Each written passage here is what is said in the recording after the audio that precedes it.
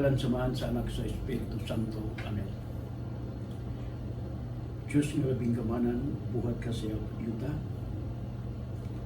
nang butang o dili makita. Ipadala Ginoo ang imong Espiritu. Karon kami nga nagatuon sa imong mga pulong, kining tanan among kapaambit na tusuman. Ning tanan amahan among gipangayo.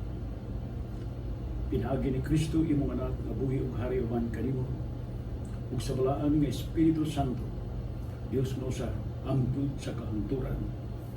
Amen. Ngalan samahan sa anak ug sa Espiritu Santo. Amen. Mga igsoon, kumusta? Maayong adlaw na sa hinigyapon ang inyong ubos nga alagad, si Brother Saldi Ocon or Marian Saldi. Nyata karon sa ikaduhang hugna sa atong topic, part 2 sa Immaculate Conception.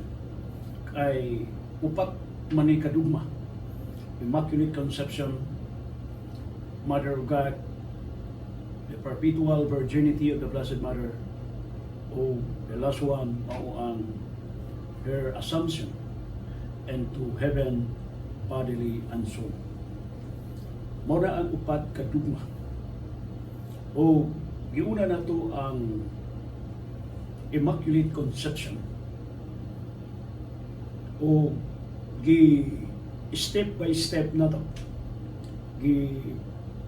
Pahi na to sa pipila ka minuto matag topic kay taas man ni kaayo aron pud mo dili sumahan pagtanaw. Para nga to ning gipahin ang maong mga topic. Akong balikon ang topic na to karon mao ang Immaculate Conception niata sa part 2 kay human naman ta sa part 1. Usa kini ka dogmatic dugma na ni mga igsoon.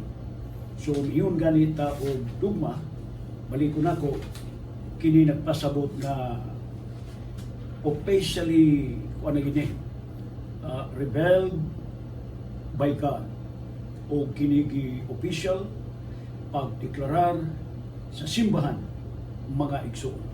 Muna ang dugma.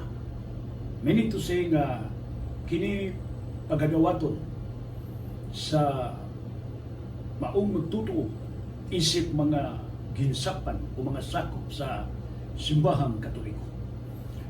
Karong bulana mga igsoon gisaulog nato ang Month of Ecumenism. Nga diin ang simbahan giablihan ang iyang pultahan aron nga ang tanan nga mga nagkadaiya nga pagtuo kita manag di man ta magkahiusa kay lahi-lahi man ta ang pagtuo apan ang simbahan giablihan ang pultahan nga atong ipakita ang atong panag-igsoonay nga kitang tanan puros templo sa Dios. Kitang tanan gigama o anak sa Dios. Bisag unsa ka nga tribo, kitang tanan sa sinugdanan o sa ragyod ang atong gisugdan. So ka Dios ang nabuhat natong tanan. Mao nga ang simbahan iyang giablihan sukad sa Second Vatican Council ni Papa Pope 23rd gi-post ang ecumenism. Apan wala kini magpasabot nga kumo kay atong gipahimugatan ang ecumenism. Wa kini magpasabot nga atong abandonahon ang atong pagtuo.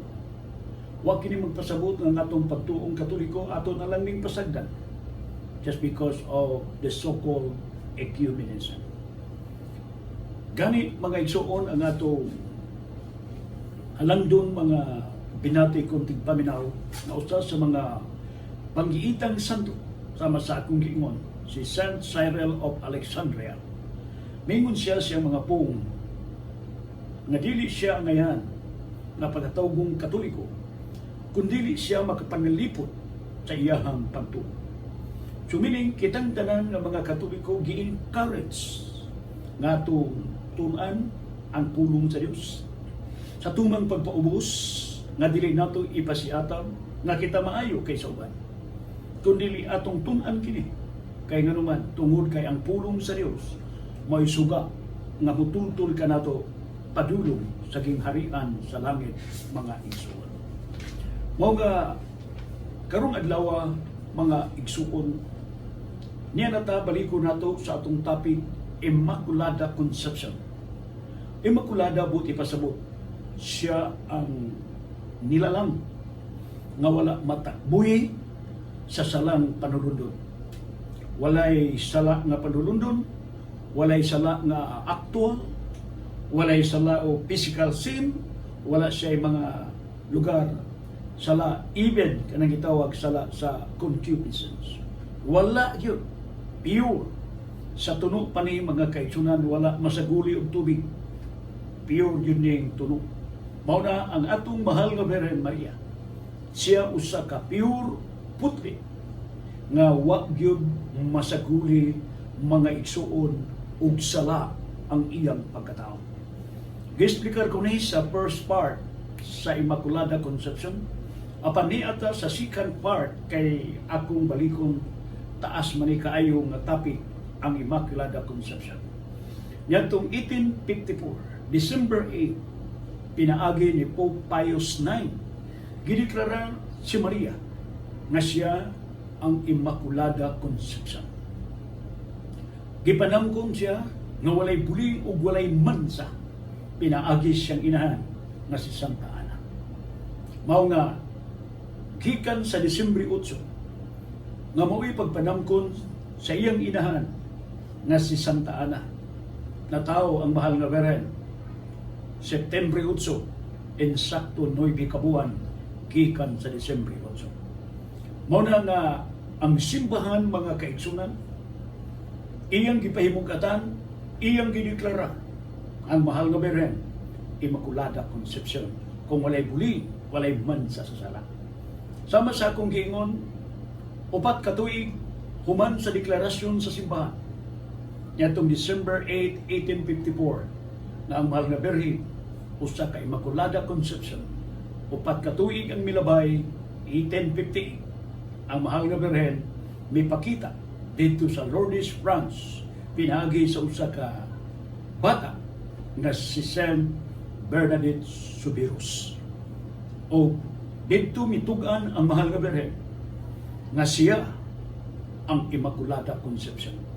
O kini gideklara nga ang pagpakita sa mahal nga Birhen, mga kaigsunan, usa ka autentikado, buti pasabot, dili baka, o kini gisulti gayon, mga kaigsunan, gi-official pagdeklara, mga igsuon, sa obispo sa maong dapit nga ang mahal nga Birhen usa gayon ka Immaculada Conception, mga igsuon. Now, kanus kini gideklara niyantong January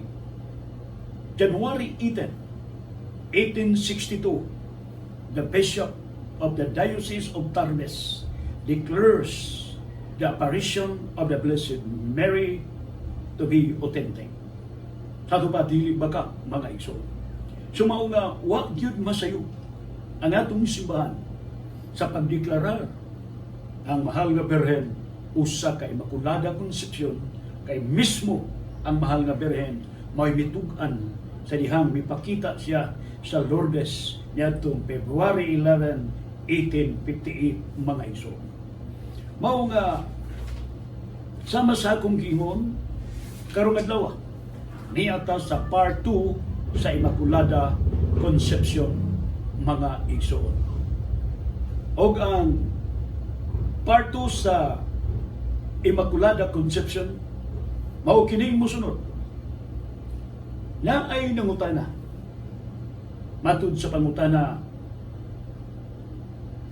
Brother Saldi, dili ba sumala sa Biblia niya sa Roma Kapitulo 3 versikulo 10 nga nagingon, sumala sa kasulatan, wala gayoy tao nga mataro, ang tanang tao makasasala.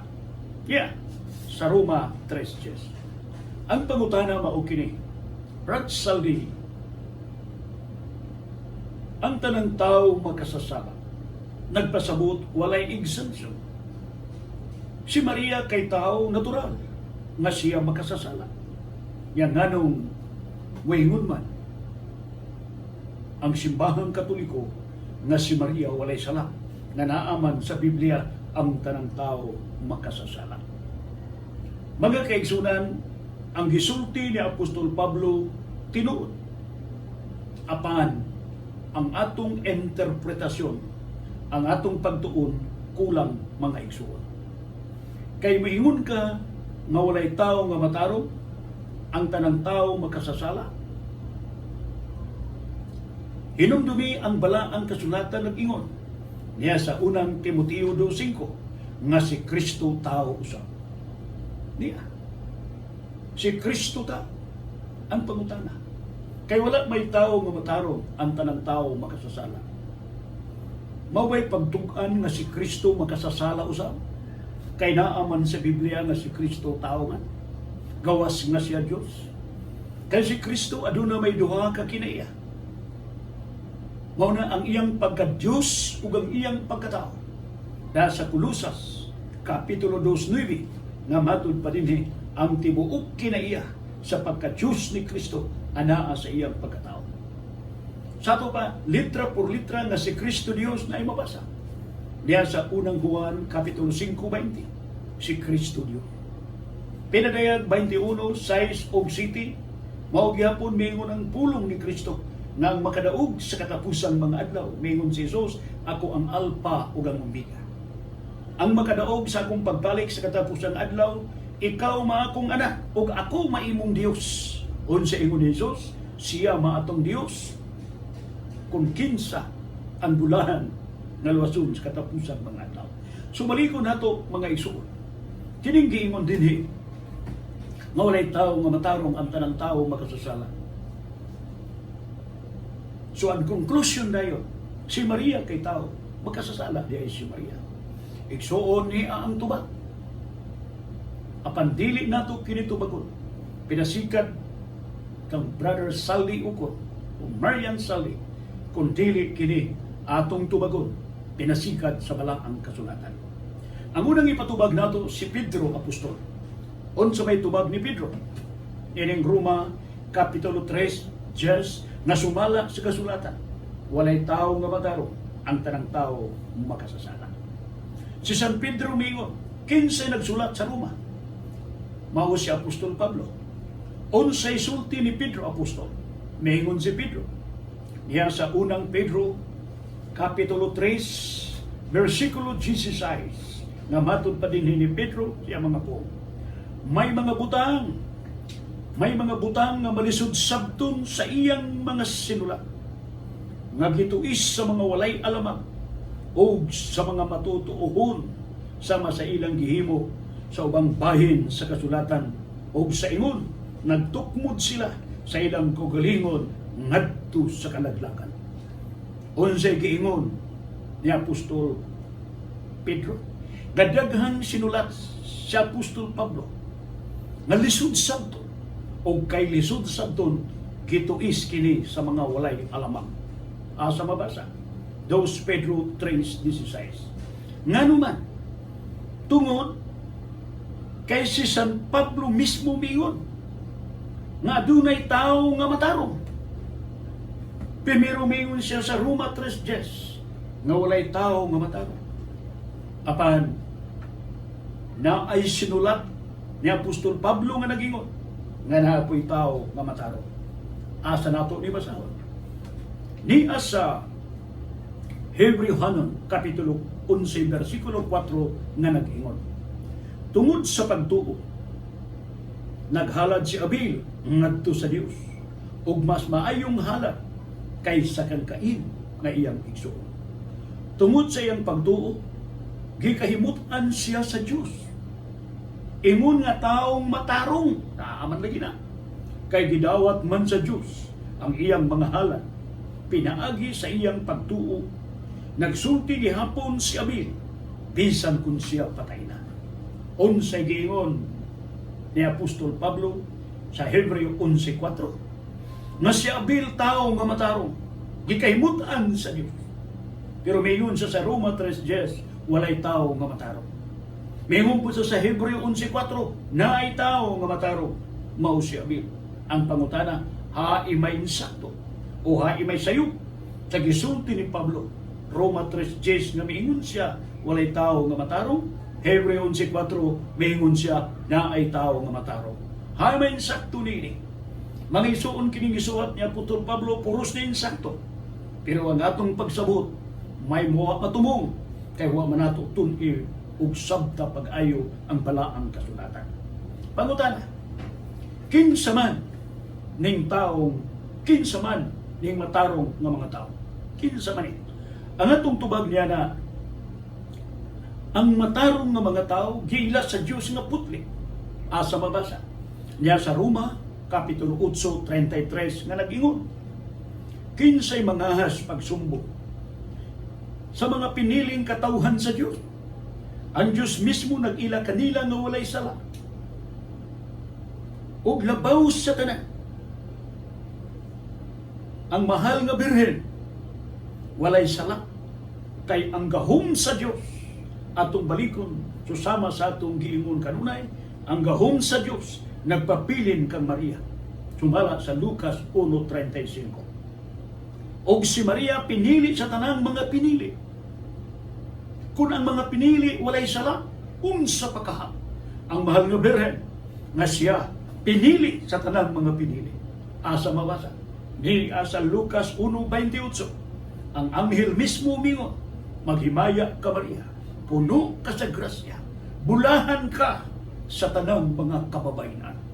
Nagpasabot, pinili sa tanang mga pinili. Yamingon si Apostol Pablo, ang mga pinili walay sala. Giisip sa Diyos nga walay sala. Labaw na ang mahal nga birhen nga wala gayong sala, kay siya pinili sa tanang pinili, kay ang mahal nga birhen mo may mandamkon sa atong manunubos dinhi sa kalibutan. Limang kaniyana. Unsay giingon sa anghel mismo ngadto kang Birhen Maria. Atong balikon pagbasa. Mayon ang anghel ngadto kang Birhen Maria, mukunsad kanimo ang Espiritu Santo. Manamkon ka pinaagi sa Espiritu Santo. O magpabilin ang gahom sa Dios diha kanimo. Na sato pa kay ang gahom sa Dios nagpabilin diha kang Maria. Wala gidawtan nga makaduol kang Maria. Bisan pa si Satanas. Ingon nga si Satanas may karatil ug dagan ang tubangan ni Kristo. Sa diha nga gusto niyang pukanon si Ginoong Hesus. Wala niya mapukan.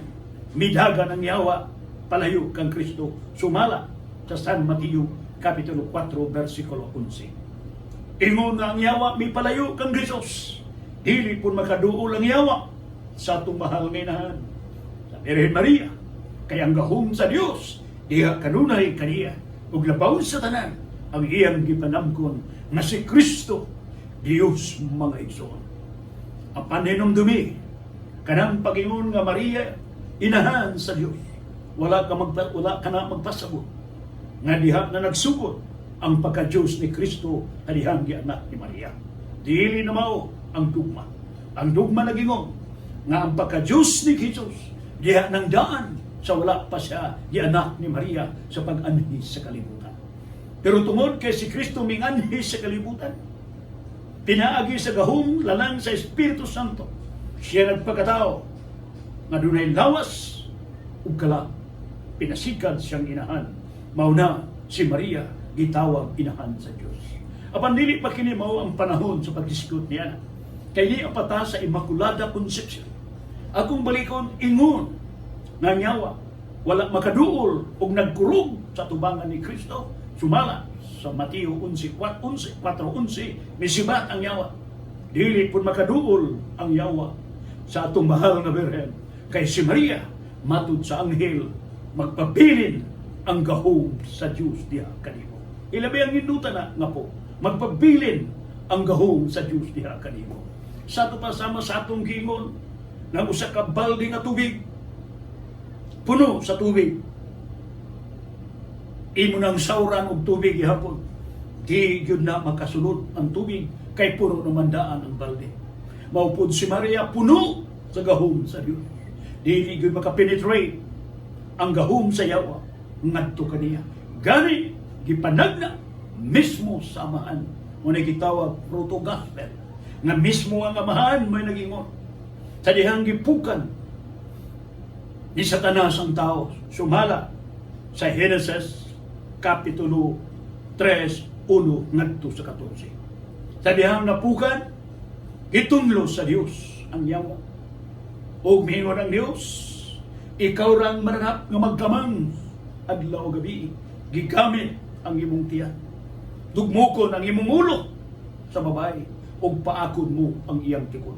Sa pa diha mga kaigsunan, sa pagkapukan pa lang sa tao, tungod sa gahom sa yawa, kaya yawa ang iyang pagkadautan, ang iyang pagkasiluso, ang iyang garbo sa yawa, mo may nagdala sa atong kamatayon.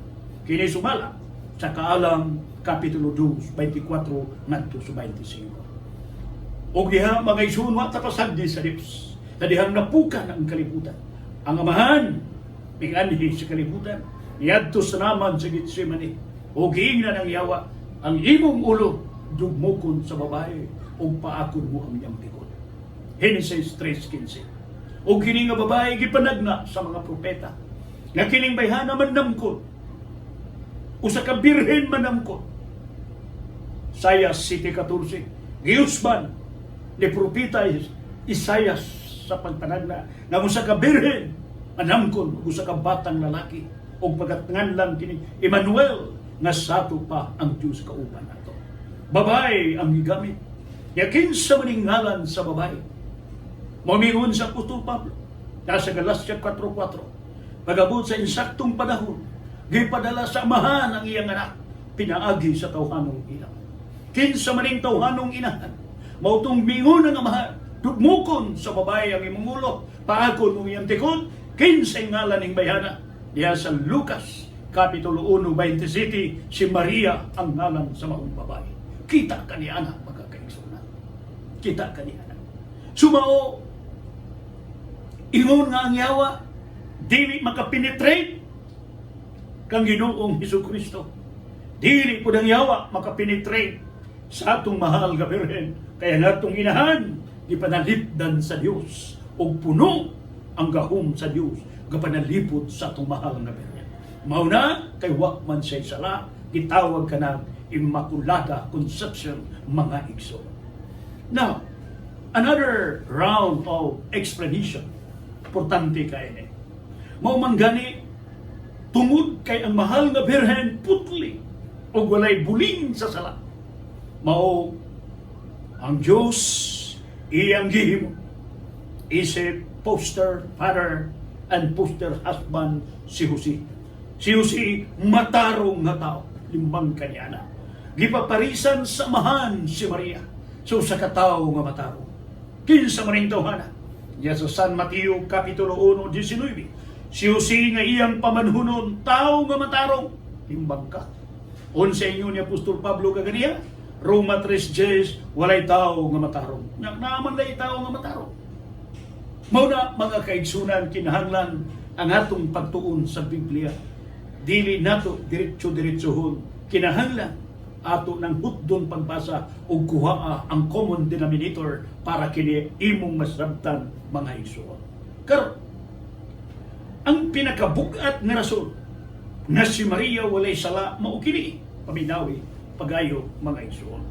Tungod kay siya may manamkon sa atong manluluwas. Muna pinaka inunta lintunganay nga rason.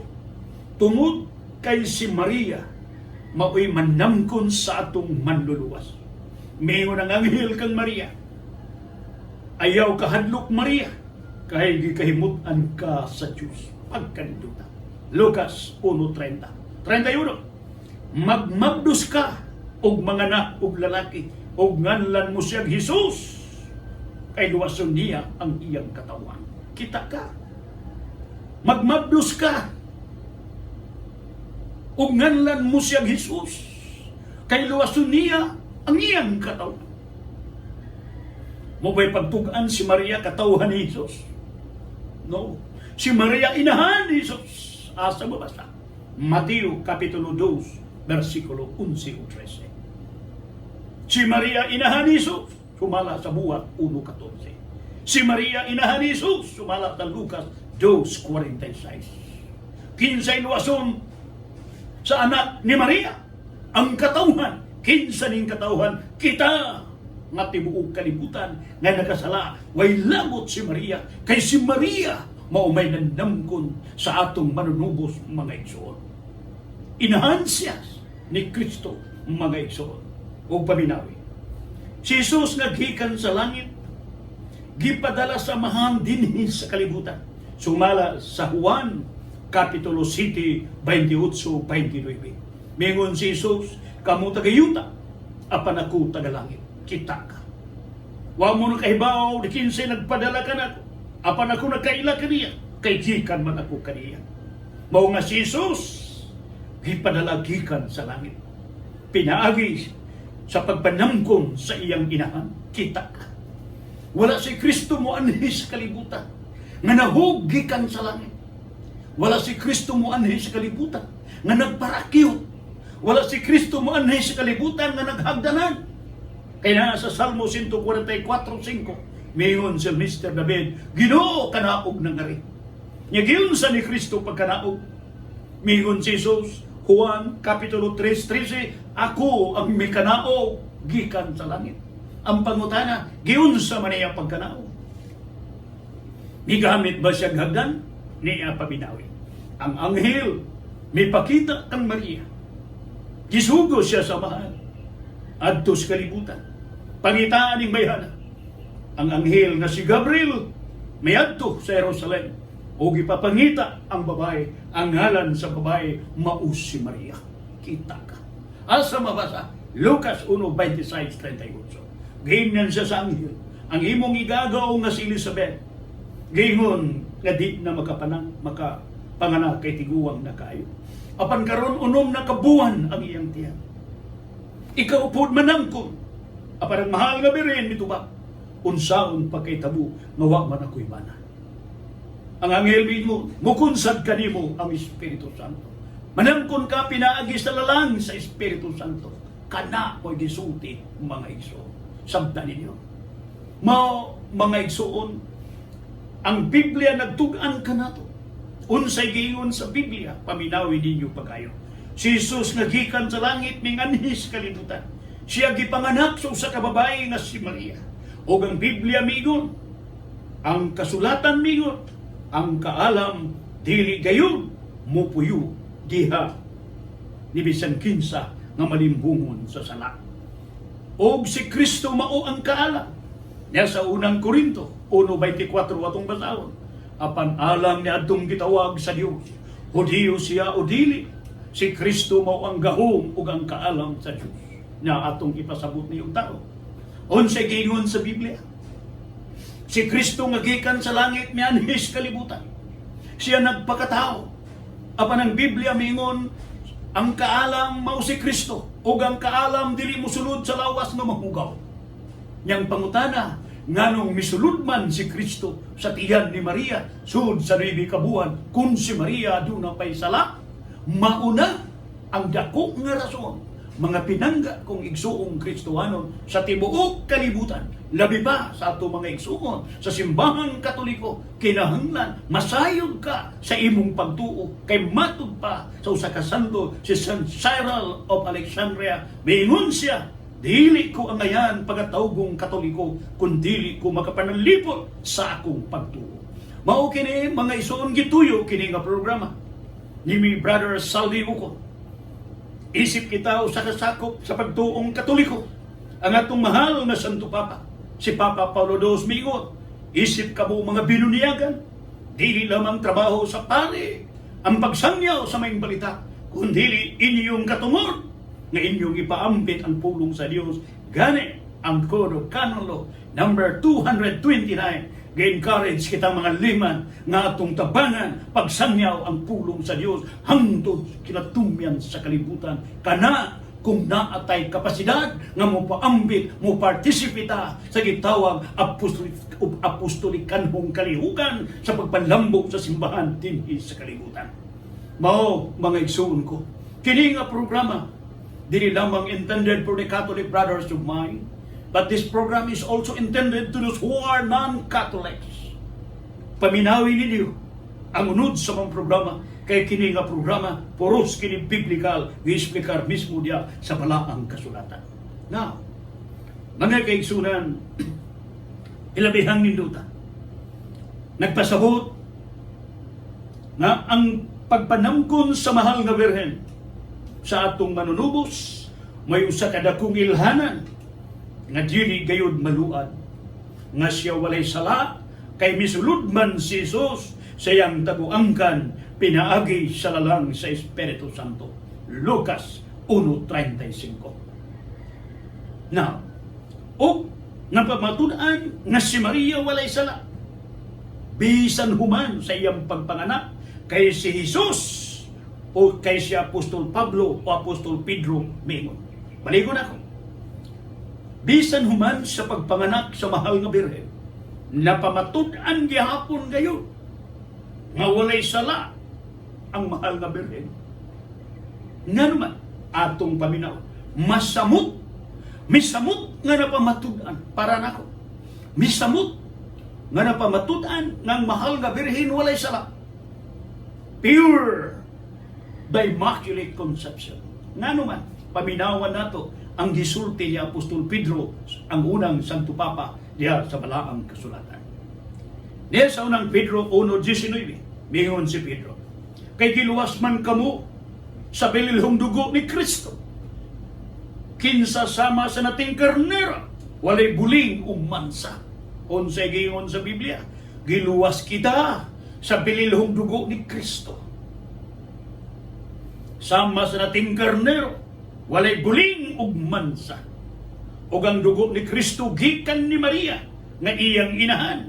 Unsay giingon sa Biblia, Hebreos 2:14, sanglit ang mga anak nakaambit man sa unod ug dugo sa mga ginikanan. Si Jesus usab nahimong sama kanila aron paglaglag sa yawa nga may gahom sa pagpatay mga igsuon.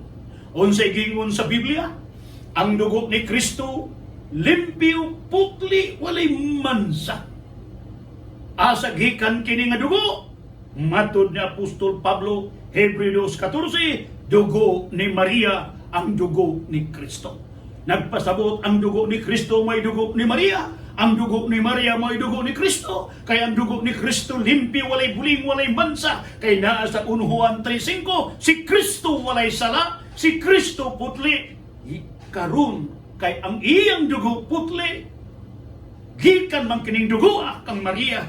Nagpasabot mga isuon nga si Maria putli usab, walay buling, walay mansa. Muna'y gitawag Immaculada Conception mga isuon. Step by step na dili ni nato dali-dalion mga isuon, kay dili lalim gitun ang tani for almost 20 years sa atong kinabuhi. Mura kini nga kung mga libro nga daan na ni mga igsuon. Muna nga, salamat kayo. By the way, sa di pa kumuadto suna, ipahibaw na to nga kadtong tanan nga mga Katoliko nga nagtanaw ni nga atong programa, palihog i-subscribe lang ang atong official YouTube channel, Marian Crusader.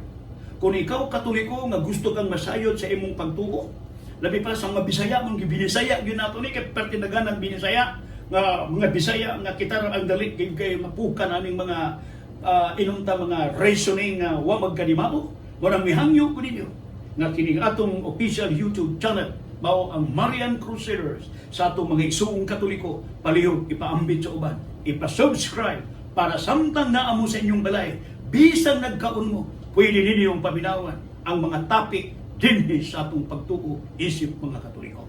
Now, mga kaigsunan, ang kasulatan mingon, walay limpyong gikan sa mahugaw, kani lami kay di nga diskusyon. Dinhi nato matino nga ang mahal nga Birhen wa gibuling, walay mansa sa sala. Pasabot nga ang mahal nga Birhen Immaculada Conception gayud nga walay buling, walay mansa sa sala.